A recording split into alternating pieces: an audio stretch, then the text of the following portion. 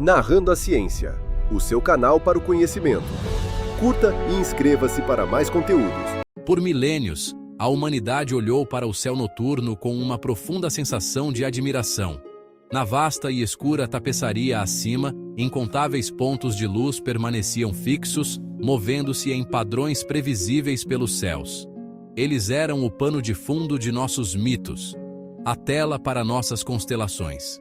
Mas contra essa ordenada dança celestial, algumas luzes especiais se comportavam de forma diferente. Elas vagavam. Estes eram os planetas, as estrelas errantes do mundo antigo.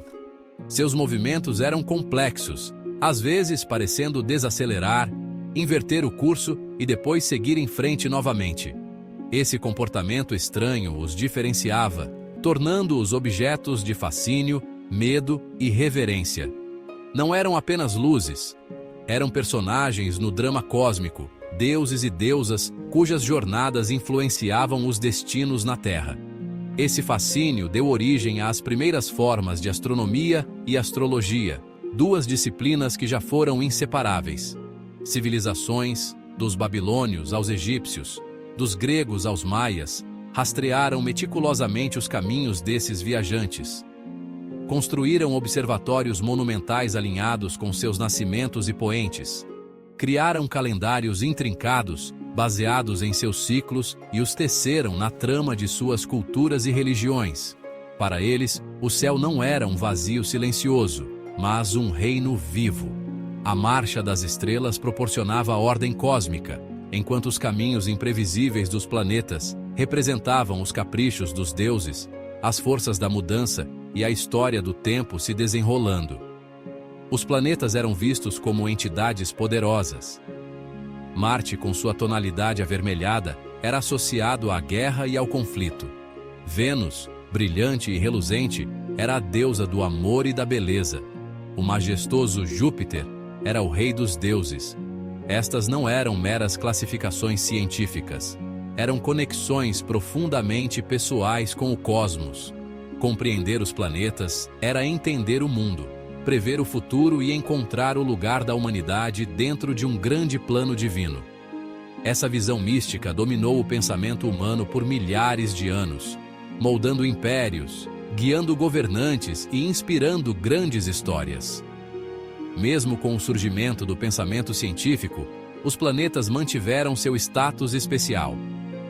Filósofos como Pitágoras e Platão tentaram explicar seus movimentos não com mitos, mas com geometria e harmonias, imaginando uma música das esferas. Eles acreditavam que o universo era governado por princípios perfeitos, e as órbitas planetárias deveriam seguir essas regras divinas. Essa busca por ordem em seus movimentos caóticos lançou as bases para uma revolução no pensamento. Foi uma ponte entre o mundo dos mitos e o novo mundo da ciência, uma jornada que nos levaria a ver os planetas não como deuses, mas como mundos por si só. A transição de ver os planetas como seres divinos para entendê-los como mundos físicos foi um dos saltos intelectuais mais significativos da história humana. Tudo começou com a coragem de pensadores como Copérnico, Galileu e Kepler, que ousaram colocar o Sol, e não a Terra, no centro do universo conhecido. Com a ajuda do recém-inventado telescópio, Galileu Galilei viu que Vênus tinha fases como a nossa Lua, que Júpiter era acompanhado por suas próprias luas em órbita, e que os planetas não eram pontos de luz perfeitos e etéreos, mas corpos esféricos e imperfeitos. Essas observações estilhaçaram a velha visão mística e a substituíram por uma nova realidade de tirar o fôlego. A Terra era apenas um planeta entre muitos, todos orbitando uma estrela. Os andarilhos não eram deuses, eram mundos. Essa revolução científica desmistificou os planetas, mas não diminuiu seu poder de inspirar admiração. Na verdade, amplificou-o. Quanto mais aprendíamos, mais incrível se tornava a história deles. Foi somente no século XX, com o advento da física moderna e da exploração espacial, que começamos a compreender a verdadeira natureza de sua origem. descobrimos que os planetas não são exceções raras ou criações especiais no cosmos. Em vez disso, são uma consequência natural, quase inevitável, da forma como as estrelas nascem. São os restos cósmicos, as estruturas belas e complexas que se formam a partir dos detritos da criação estelar. Essa percepção mudou tudo, conectando nosso próprio mundo a um processo universal de formação. Hoje, sabemos que os planetas são componentes fundamentais no ciclo de vida dos sistemas estelares.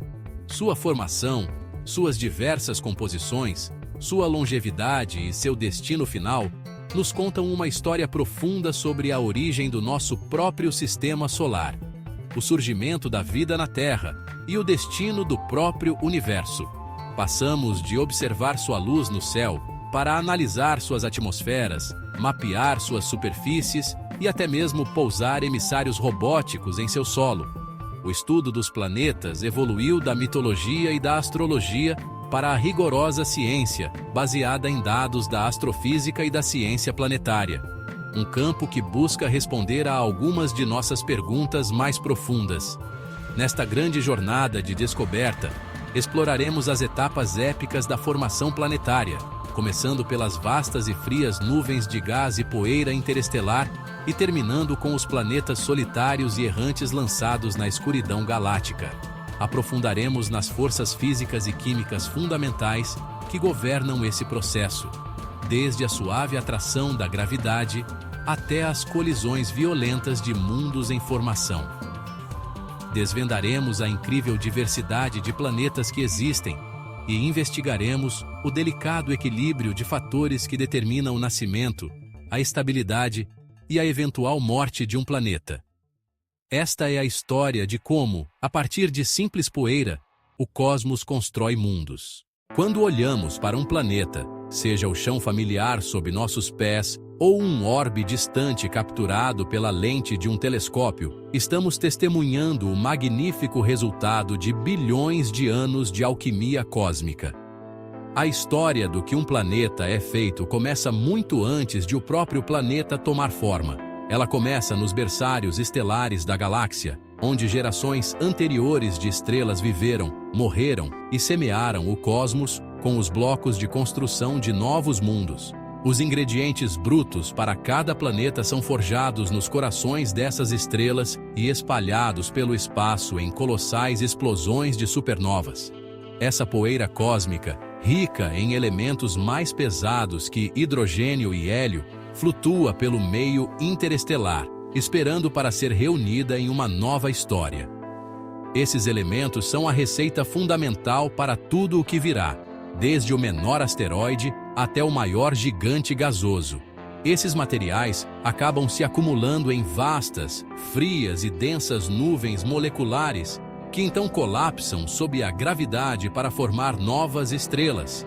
À medida que uma jovem estrela se acende, ela é cercada por uma estrutura giratória e achatada conhecida como disco protoplanetário. Este disco é o verdadeiro berço dos planetas, um canteiro de obra celestial repleto de potencial. Ele é composto principalmente de hidrogênio e hélio, os elementos mais abundantes no universo, que respondem por mais de 98% de sua massa. Mas, crucialmente, ele também é temperado com aquela preciosa poeira estelar, minúsculos grãos de silicatos formadores de rochas, metais como ferro e níquel, e uma variedade de gelos, feitos de água, metano e amônia. É essa pequena fração de elementos mais pesados, que os astrônomos chamam de metais, que fornece o material sólido necessário para construir mundos. A composição desse disco não é uniforme. É um ambiente dinâmico onde a temperatura e a química variam dramaticamente com a distância da estrela central. Perto da estrela nascente, o calor intenso e a radiação vaporizam tudo, exceto os materiais mais resistentes. Mais longe, nas regiões mais frias e escuras, uma gama muito mais ampla de substâncias pode congelar em partículas sólidas. Isso cria zonas químicas distintas dentro do disco, cada uma com seu próprio conjunto único de ingredientes disponíveis. A localização onde um planeta se forma dentro desse disco É, portanto, o fator mais importante na determinação de sua composição final.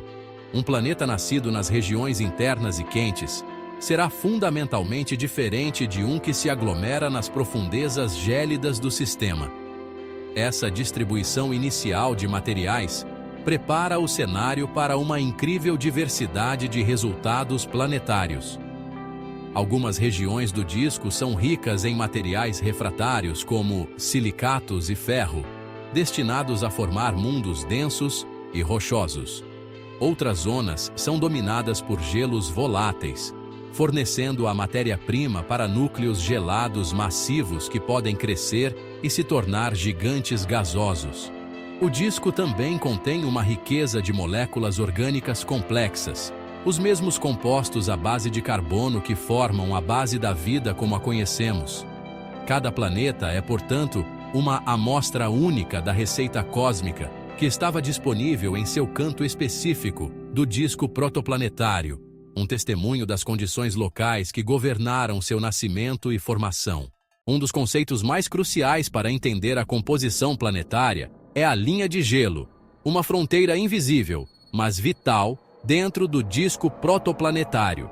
Essa linha marca a distância da estrela central, onde a temperatura é baixa o suficiente para que compostos voláteis como água, amônia e metano se condensem em grãos de gelo sólido. Dentro da linha de gelo, a região é muito quente. A água existe apenas como vapor, e os únicos sólidos disponíveis para a formação de planetas são rocha e metal. Esses materiais são relativamente raros na mistura cósmica, representando menos de 1% da massa total do disco. Essa escassez de material sólido significa que os planetas que se formam nesta zona interna têm um suprimento limitado de blocos de construção, o que, naturalmente, leva a mundos menores, mais densos e predominantemente rochosos, como Mercúrio, Vênus, Terra e Marte. Além da linha de gelo, a história muda completamente. Nessas regiões mais frias e distantes, a temperatura despenca, permitindo que o abundante vapor d'água congele em gelo sólido. Essa simples transição de fase tem consequências profundas para a formação de planetas. O gelo de água é muito mais abundante no disco protoplanetário do que a rocha e o metal combinados. De repente, a quantidade de material sólido disponível para a construção de planetas aumenta dramaticamente, por um fator de 10 ou mais. Essa abundância de material sólido permite que os núcleos planetários cresçam muito maiores e muito mais rapidamente do que seus equivalentes rochosos no sistema interno. Esta é a grande divisão. A linha de gelo separa o reino dos planetas pequenos e rochosos do domínio dos gigantes. O rápido crescimento desses núcleos massivos e ricos em gelo é a chave para a formação de gigantes gasosos como Júpiter e Saturno. Assim que um núcleo atinge uma massa crítica, tipicamente cerca de 10 vezes a da Terra, sua atração gravitacional se torna tão poderosa que ele pode começar a capturar as vastas quantidades de hidrogênio e hélio gasosos que dominam o disco.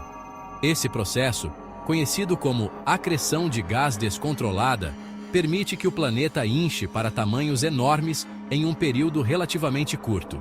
O resultado é um mundo colossal, com um núcleo sólido relativamente pequeno, enterrado profundamente sob uma atmosfera espessa e esmagadora de gás.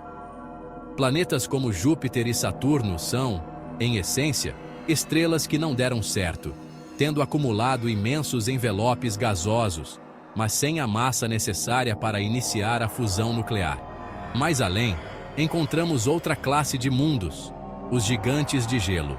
Planetas como Urano e Netuno também se formaram além da linha de gelo, onde o gelo era abundante. No entanto, eles provavelmente se formaram mais tarde ou em uma região do disco onde o gás era menos denso. Embora tenham conseguido formar núcleos massivos de gelo e rocha, eles não acumularam os mesmos enormes envelopes de hidrogênio e hélio que Júpiter e Saturno. Suas composições são, portanto, dominadas por gelos, água, metano e amônia, que existem sob pressões e temperaturas extremas no interior dos planetas. A linha de gelo, portanto, não cria apenas um tipo de planeta externo. Ela cria as condições para gigantes gasosos e gigantes de gelo, definindo a arquitetura fundamental de um sistema planetário. A formação inicial de um planeta é apenas o começo da sua história. No caos que se segue ao seu nascimento, um planeta jovem é um lugar quente e violento. O calor vem de 3 fontes principais: a energia cinética dos incontáveis planetesimais que colidiram para formá-lo, a compressão do material sob sua própria gravidade imensa e a decomposição de elementos radioativos presos em seu interior. Esse calor intenso é suficiente para derreter todo o corpo, ou pelo menos uma parte significativa dele, transformando o mundo jovem em uma esfera derretida de rocha, metal e gelo misturados. Esse estado derretido permite que um processo crucial ocorra: a diferenciação planetária. É o momento em que um planeta se organiza de uma mistura caótica para um mundo ordenado e em camadas. Durante a diferenciação, a força da gravidade classifica os materiais dentro do planeta derretido de acordo com sua densidade. Os elementos mais pesados, principalmente ferro e níquel, afundam em direção ao centro sob seu próprio peso. Esse processo forma um núcleo denso e metálico no coração do planeta. Na Terra, esse processo resultou em um núcleo interno sólido e um núcleo externo líquido, cujo movimento gera o campo magnético protetor do nosso planeta. Materiais mais leves, formadores de rocha, como os silicatos, são menos densos e, portanto, flutuam para cima, para longe do centro. Esses materiais eventualmente esfriam e se solidificam para formar um manto espesso e rochoso ao redor do núcleo. Esta é a estrutura fundamental de todos os planetas terrestres. Um coração metálico envolto em uma concha rochosa. Os materiais mais leves de todos, incluindo silicatos de baixa densidade e compostos voláteis, sobem para o topo, eventualmente esfriando para formar a camada mais externa do planeta: a crosta. A crosta é a camada mais fina e quimicamente diversa, representando a escória final que se solidificou na superfície do oceano de magma planetário.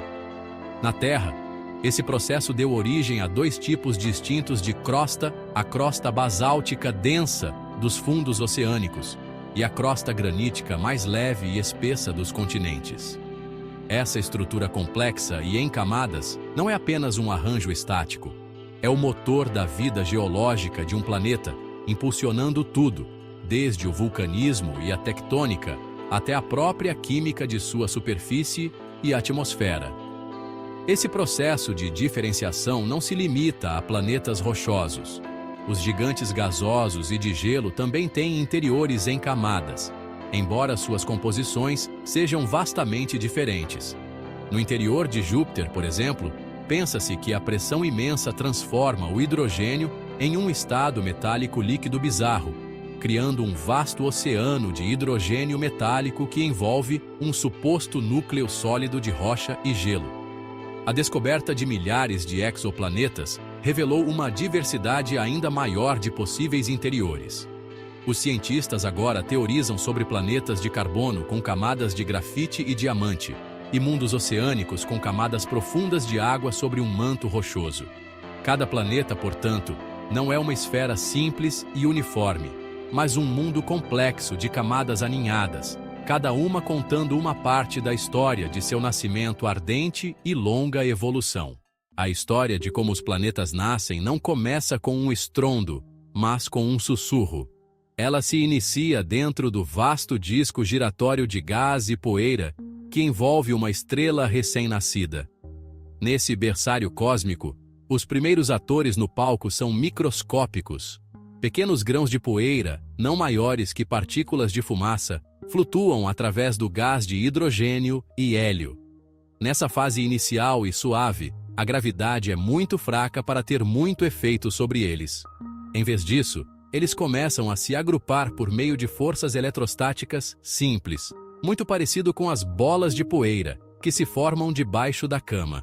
Esses agregados frágeis e fofos crescem lentamente, reunindo mais e mais partículas à medida que flutuam. Este não é um processo violento. É um acúmulo silencioso e paciente, grão por grão, construindo a base de mundos futuros. À medida que esses agregados fofos crescem, eles varrem mais material, evoluindo de minúsculas partículas para objetos do tamanho de pedrinhas. Mas aqui, eles enfrentam seu primeiro grande desafio: a barreira do metro. Quando um objeto cresce para cerca de 1 metro de diâmetro, ele começa a sentir uma resistência significativa do gás circundante no disco. Esse arrasto faz com que o objeto perca energia orbital, forçando-o a uma espiral mortal em direção à estrela central. Se esse fosse o único processo em jogo, a maior parte do material sólido no disco seria consumida pela estrela em um piscar de olhos cósmico, e os planetas nunca teriam a chance de se formar. O universo, no entanto, é mais esperto que isso. A natureza precisava encontrar uma maneira de superar esse obstáculo formidável. A solução parece ser um fenômeno conhecido como acreção de seixos. Em vez de depender de colisões lentas e aleatórias entre objetos grandes, esse modelo propõe um mecanismo muito mais eficiente. Uma vez que alguns corpos conseguem crescer o suficiente, até o tamanho de asteroides, talvez alguns quilômetros de diâmetro, sua gravidade se torna significativa. Eles agem como âncoras gravitacionais dentro do disco.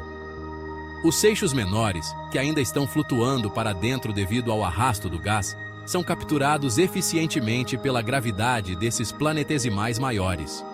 Como um aspirador de pó cósmico, um planetesimal em crescimento pode varrer um grande número de seixos de uma ampla faixa do disco, permitindo que ele cresça incrivelmente rápido e salte a perigosa barreira do metro. Esse processo é um divisor de águas. Ele acelera dramaticamente os estágios iniciais da formação planetária, permitindo que as primeiras sementes planetárias se formem em apenas algumas centenas de milhares de anos, um tempo notavelmente curto em escalas cósmicas. Esses primeiros corpos sólidos, os planetesimais, são os verdadeiros blocos de construção dos planetas. Eles são os sobreviventes do disco primordial, os poucos sortudos que cresceram o suficiente, rápido o suficiente, para começar a dominar seus arredores por meio da gravidade. O sistema solar hoje está repleto de fósseis dessa era. Os asteroides e cometas que vagam entre os planetas são os planetesimais remanescentes, que nunca se tornaram parte de um mundo maior, preservando um registro intocado do alvorecer do nosso sistema planetário.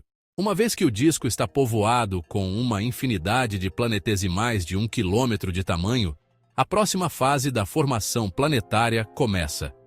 A acumulação tranquila de poeira dá lugar a uma era muito mais violenta e caótica. A gravidade é agora a governante incontestável do sistema. Os maiores planetesimais começam a perturbar gravitacionalmente as órbitas de seus vizinhos menores, puxando-os para colisões. Este é um período de crescimento descontrolado, onde os objetos maiores crescem mais rápido, um caso clássico de "o rico ficando mais rico", como diz o ditado popular. Cada colisão adiciona massa, tornando o alcance gravitacional do corpo crescente ainda mais amplo, permitindo-lhe atrair ainda mais material. Esse processo continua até que algumas dezenas de corpos dominantes emerjam, cada um esculpindo sua própria zona de influência dentro do disco. Esses corpos dominantes são conhecidos como embriões planetários. São objetos com massas comparáveis à nossa Lua ou a Marte, grandes o suficiente para terem sofrido fusão interna e diferenciação, mas ainda não planetas completos.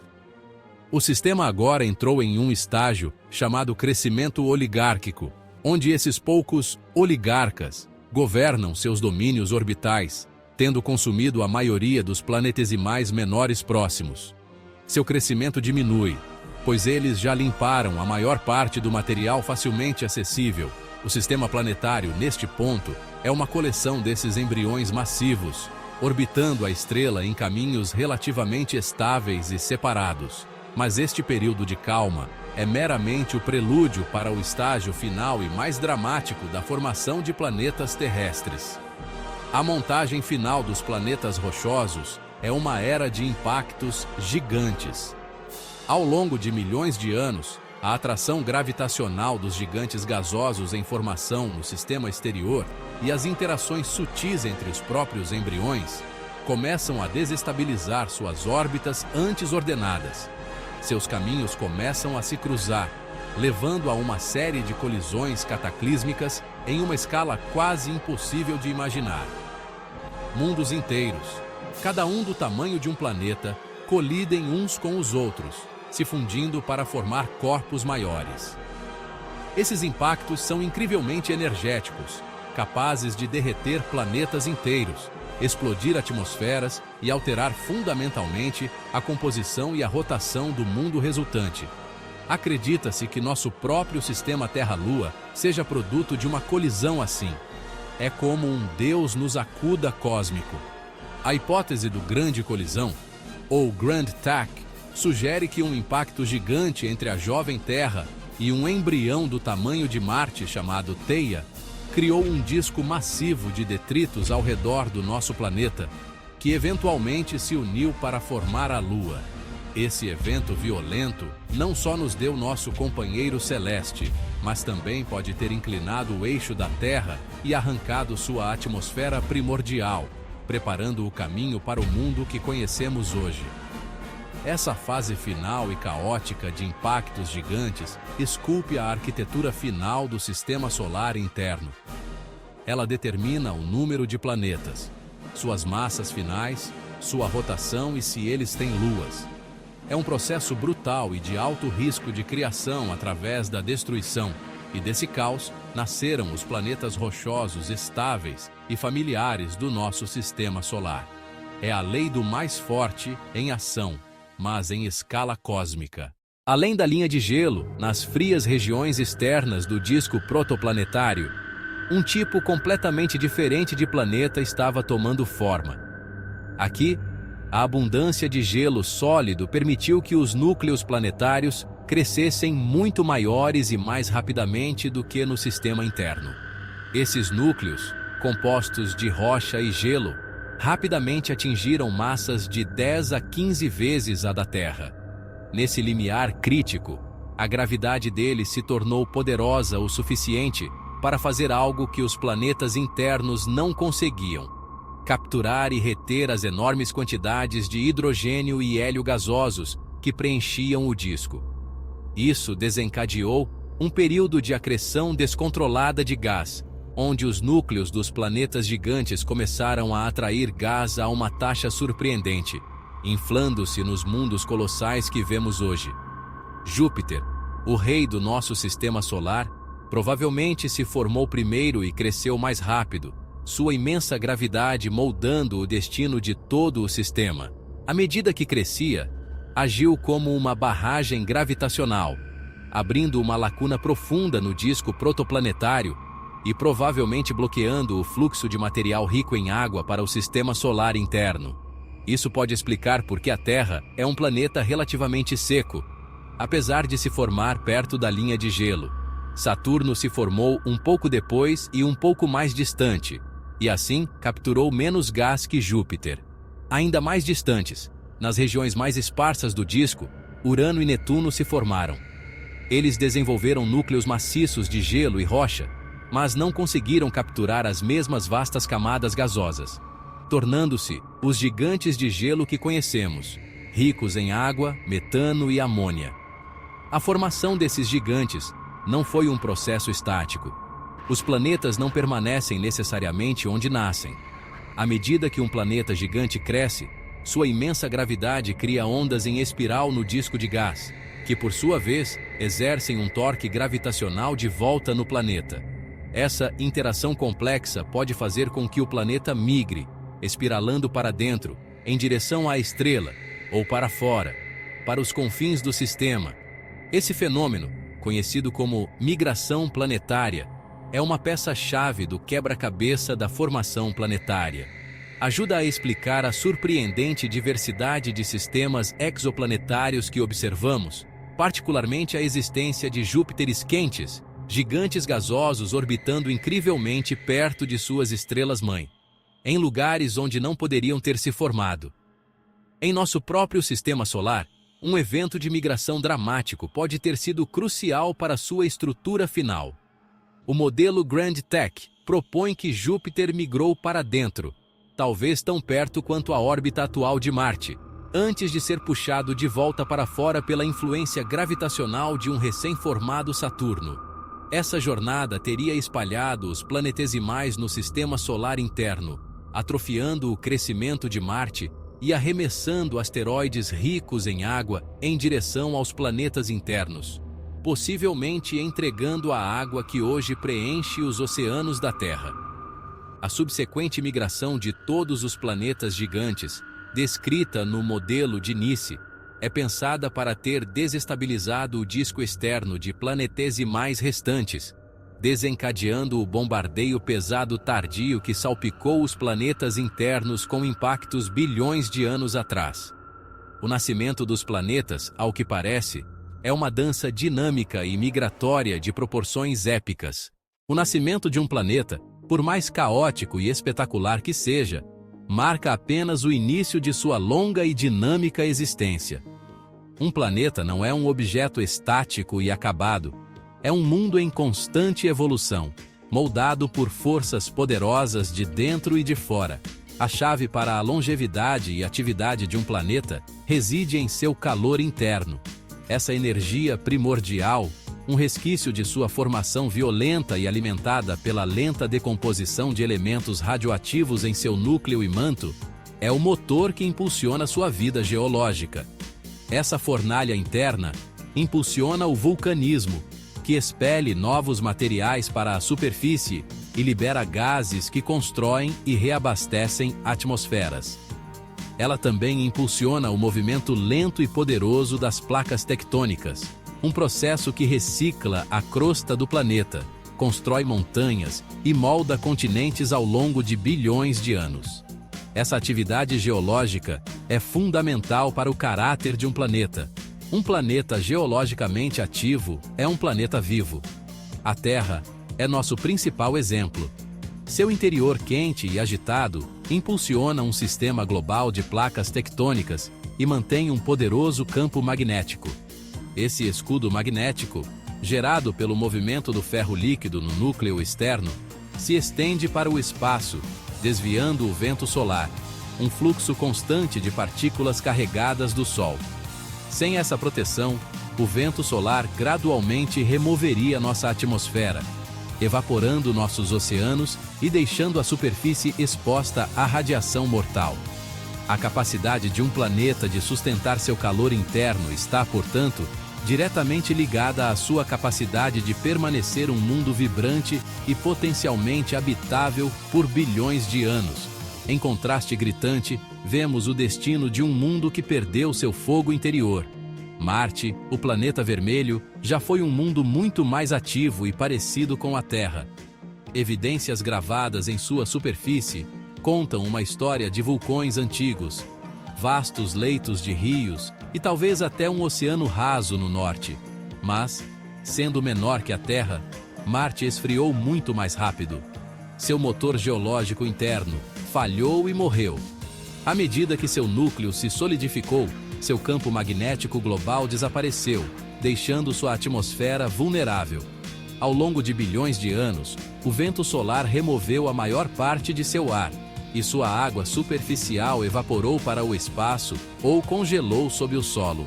Hoje, Marte é um deserto frio e árido, um poderoso lembrete de que a vida de um planeta é uma batalha constante contra o frio crescente do espaço. A evolução da atmosfera de um planeta é outro capítulo crítico em sua história de vida. A atmosfera atua como um cobertor térmico, regulando a temperatura da superfície através do efeito estufa e como um escudo contra a radiação cósmica e impactos de meteoroides. Vênus oferece um dramático conto de advertência. Praticamente do mesmo tamanho da Terra, provavelmente começou com ingredientes semelhantes. No entanto, sua proximidade com o Sol desencadeou um efeito estufa descontrolado. O vapor d'água, um potente gás de efeito estufa, acumulou-se em sua atmosfera, prendendo cada vez mais calor até que seus oceanos evaporassem. Hoje, Vênus é um inferno, com uma atmosfera de dióxido de carbono esmagadora e temperaturas superficiais quentes o suficiente para derreter chumbo. Sua evolução tomou um caminho drasticamente diferente, demonstrando como a vida de um planeta é um delicado equilíbrio de geologia, atmosfera e sua relação com sua estrela. Mas afinal, quanto tempo realmente vive um planeta? A resposta não é um número simples, já que um planeta não morre no sentido biológico. Em vez disso, sua vida é definida pelo período de atividade geológica e atmosférica. A vida útil ativa de um planeta é determinada principalmente por sua massa. Planetas maiores, como a Terra e Vênus, retêm seu calor primordial por muito mais tempo do que mundos menores. A maior proporção entre volume e área de superfície significa que eles esfriam mais lentamente, permitindo que seus motores geológicos funcionem por bilhões de anos. Esse período estendido de atividade oferece mais tempo para que processos complexos, como o desenvolvimento de continentes e oceanos estáveis, e talvez até o surgimento da vida, se desenrolem. A massa é o árbitro final do destino geológico de um planeta. A estabilidade da órbita de um planeta e sua relação com sua estrela-mãe também são fatores cruciais para sua longevidade. Um planeta deve residir em uma órbita estável, livre da interferência gravitacional de outros corpos massivos que poderiam perturbar seu caminho ou até mesmo ejetá-lo do sistema completamente. Ele também deve orbitar uma estrela estável. Para que um planeta tenha uma vida longa e habitável, sua estrela deve fornecer uma produção de energia consistente e confiável por bilhões de anos. Estrelas muito massivas se esgotam rapidamente, enquanto estrelas muito pequenas e voláteis podem sujeitar seus planetas a explosões frequentes e esterilizadoras de vida. A vizinhança cósmica que um planeta habita é tão importante quanto suas próprias propriedades intrínsecas.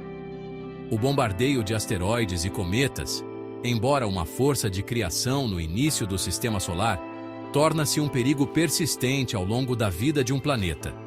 Embora impactos menores sejam comuns, uma grande colisão com um asteroide pode ser um evento que altera o mundo.